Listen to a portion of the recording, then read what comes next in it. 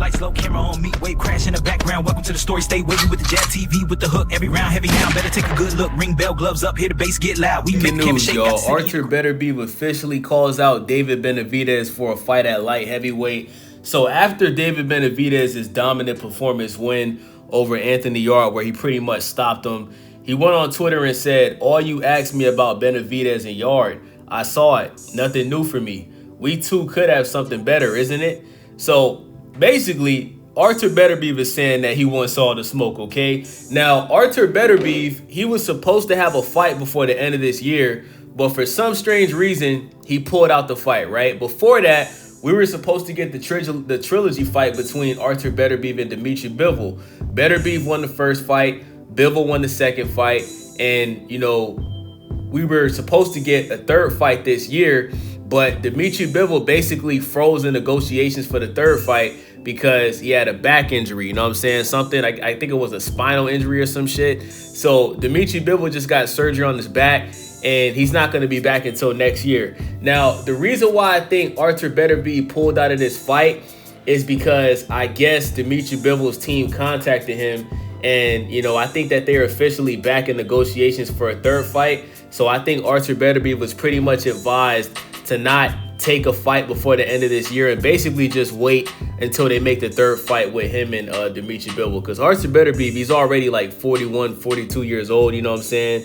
And there's no need to really fight somebody that nobody knows, because the dude that Beterbiev was supposed to fight is a nobody, you know what I'm saying? Like, he wasn't going to get in there with any of the top boxers at 175. So most likely we will be getting the trilogy between Artur Beterbiev and Dimitri Bivol at the top of next year, right? But what I'm expecting is whoever wins this third fight between Bivol and Beterbiev, they're going to fight David Benavidez. Now, David Benavidez, he already announced that he's fighting Zero Ramirez next year. You know what I'm saying? Zero Ramirez has a fight before he fights David. And as long as Zerto wins that fight, we will be getting Zerto versus David Benavidez at cruiserweight. So that'll be David Benavidez's first fight at cruiserweight. And I think that's crazy because David Benavidez has only had 3 fights at light heavyweight. He fought Wolfsdick, won by unanimous decision. He fought David Morrell, won by unanimous decision, and he just knocked out Anthony Yarde. So the fact that after only having 3 fights at light heavyweight, the fact that he's gonna go up there and fight Zerto, shout out to David Benavidez, man. Like, David Benavidez, he's a prime example of what boxers should do when dudes are ducking you, right? When you're just dominating and you're just cleaning out weight classes like David Benavidez, and dudes is literally scared to fight you, you know, fight the next best guy. If you got to move up another weight class, and fight the big dogs over there, bro. Like, David Benavidez, he is the true definition of being the boogeyman in boxing. You know what I'm saying? Some dumbass niggas think Sabril Matias is the boogeyman of boxing. This dude lost to Liam Paro. He ain't no fucking boogeyman, you know what I'm saying? And he just got popped dirty for Osterine. The dude is overrated, overhyped. He ain't no fucking boogeyman, right? Dudes try to say that Martin Bacoli was the boogeyman, you know what I'm saying, because he knocked out Jared Anderson. We seen after that, he got his ass knocked out by Joseph Parker, and then his last fight after that ended in a draw, you feel me? So when you think of the boogeyman, the real boogeyman of boxing is David Benavidez, okay? David the Mexican Monster, David Benavidez, that's the boogeyman. That's the guy that the face of boxing, Canelo Alvarez, ducked. That's the guy that Dimitri Bivol ducked, you know what I'm saying? And it looks like the only dude that got the balls to fight him is Artur Beterbiev. Now, let me give y'all my prediction on who I think will win the fight between Artur Beterbiev and David Benavidez. Now, let me start off by saying this, right?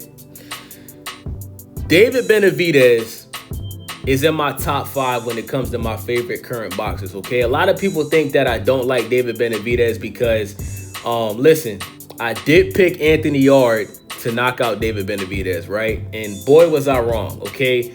I was not expecting David Benavidez to destroy and bully Anthony Yarde the way he did this past Saturday. I've never seen Anthony Yarde get bullied like that. Like David Benavidez, did you guys see when Anthony Yarde was holding on to one of David's arms and David Benavidez punched him like 15 times in a row?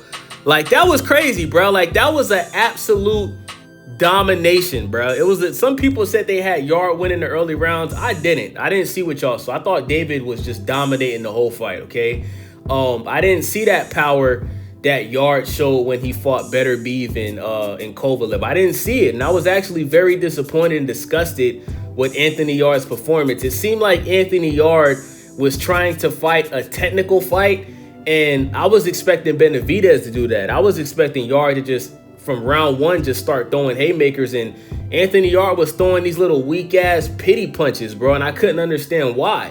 And when I look back at it, I honestly think that Anthony Yarde was scared of David Benavidez. It's like he watched his fights and was like terrified to step in the ring with that man. And, you know, for Anthony Yarde to always talk about lions in the camp, my nigga, you didn't look like a lion in that fight against David Benavidez. You look like a little Garfield kitten, bruh. I didn't see no lion, okay?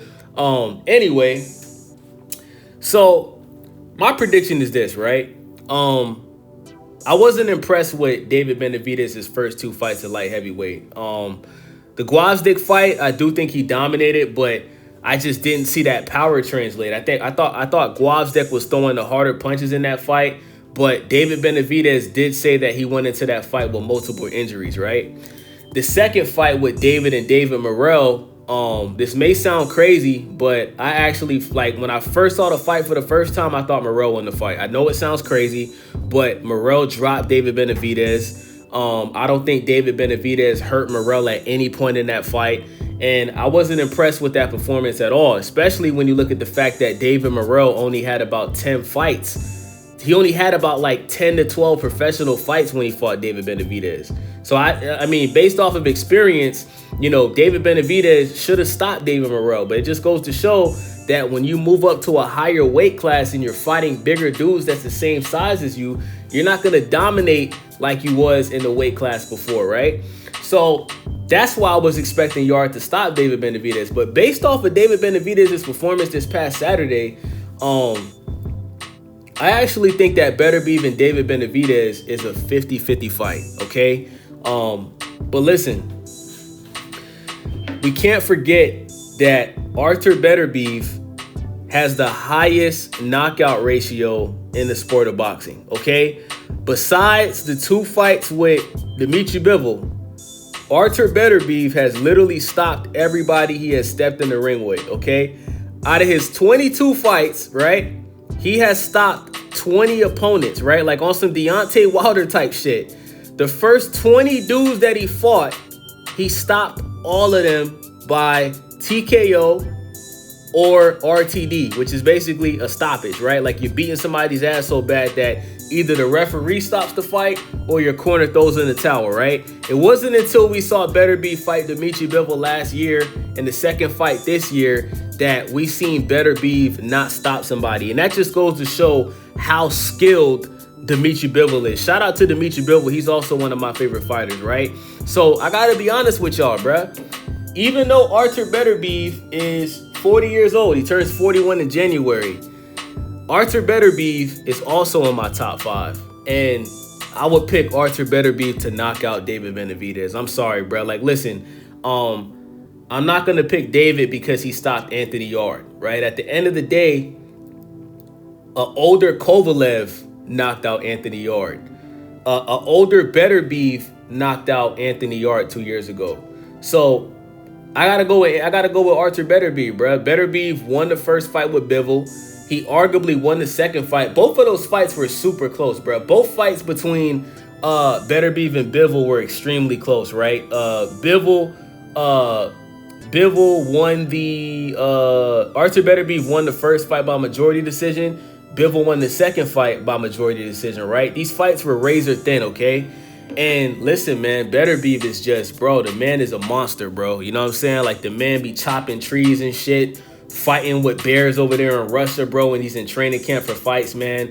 And I just think he punches way too hard for David Benavidez, in my opinion, bro. I don't think David Benavidez would just keep coming forward against an Artur Beterbiev. I just can't see it. Now, I can see David Benavidez beating Dimitri Bivol, but I can't see him beating Beterbiev, man.